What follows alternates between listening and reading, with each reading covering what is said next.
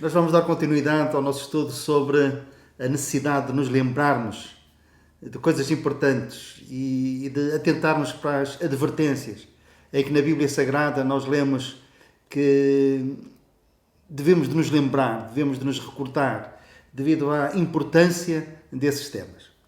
Hoje nós vamos ler em Lucas capítulo 16, o versículo 25 e depois iremos contextualizar a passagem.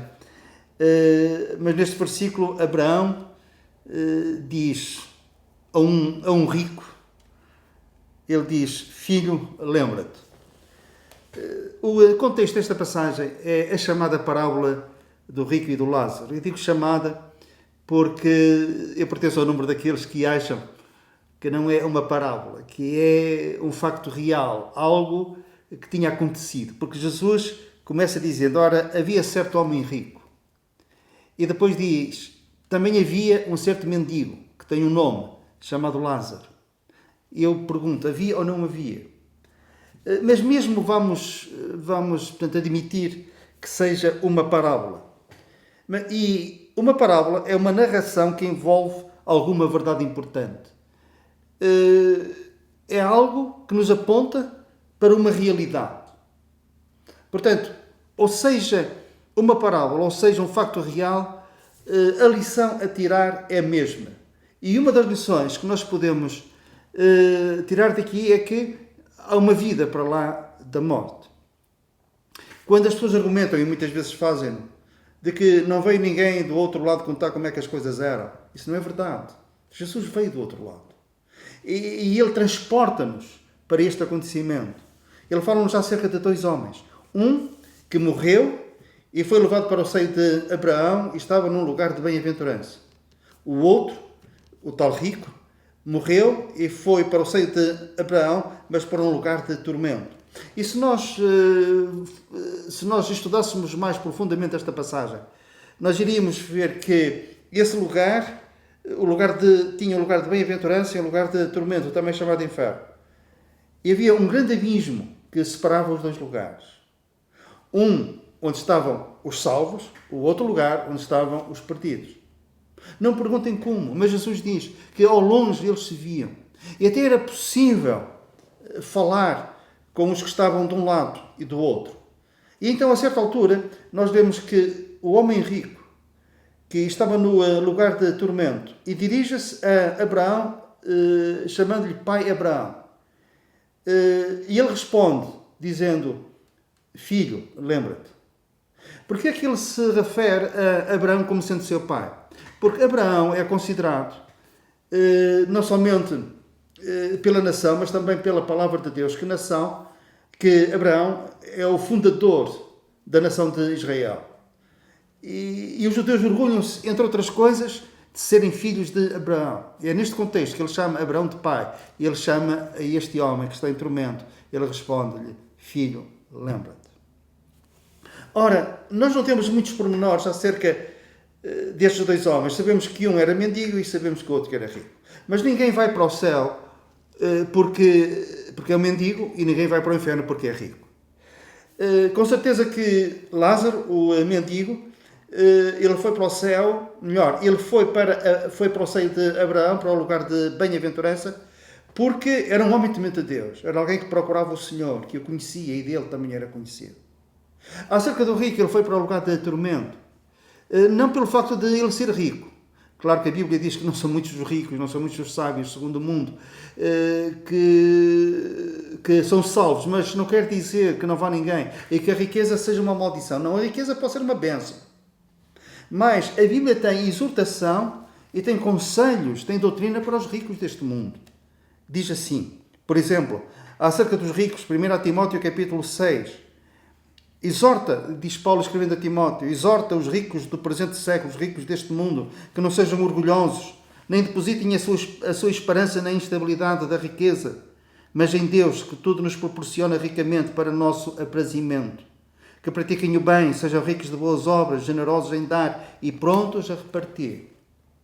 E mais, a Bíblia até nos aponta para uma outra situação que muitos ricos desconhecem este facto. E o que é? A palavra de Deus diz que as riquezas podem vir de Deus. É o ser abençoar alguém com riquezas materiais.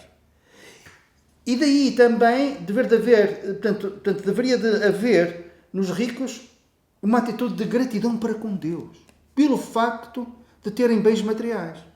Reparem, em Deuteronômio capítulo 8, versículo 17, nós lemos assim: Não digas, pois, no teu coração, a minha força e o poder do meu braço me adquiriram estas riquezas. Antes te lembrarás do Senhor teu Deus, porque é Ele o que te dá força para adquirir riquezas. É o Senhor que dá capacidade, sabedoria, oportunidades, força para adquirir riquezas. É o que a palavra de Deus diz. Então deve haver uma gratidão para com o Senhor, por causa dessa bênção, e usar a bênção também para bem dos outros e para a glória de Deus. Voltemos à nossa passagem. Seio de Abraão. Como disse atrás, havia no seio de Abraão um lugar de felicidade, de bem-aventurança e um lugar de tormento. Então, e hoje? À semelhança de Lázaro, nós morremos, os crentes em Cristo morrem e vão para o seio de Abraão? Não. O apóstolo Paulo diz que nós, ausentes do corpo, presentes com o Senhor, nós vamos diretamente para o céu após a nossa morte. Nesta altura, ia-se para o seio de Abraão. E o que é que aconteceu ao seio de Abraão? Houve alguma mudança? Houve ali algum acontecimento digno de registro? Sem dúvida. A Bíblia diz que Jesus, após a sua morte, foi ao seio de Abraão, ao lugar de bem-aventurança.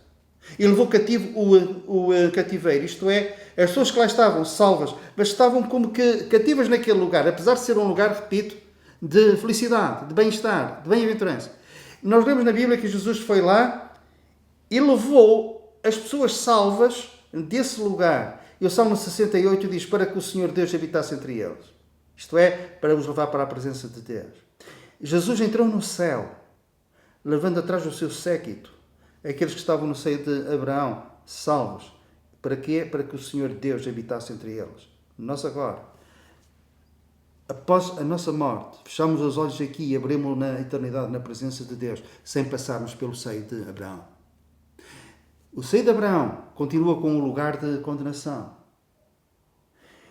E os perdidos morrem e vão para esse lugar de condenação. Mas o lugar de bem-aventurança já não existe. Foi levado para a presença de Deus pelo Senhor Jesus.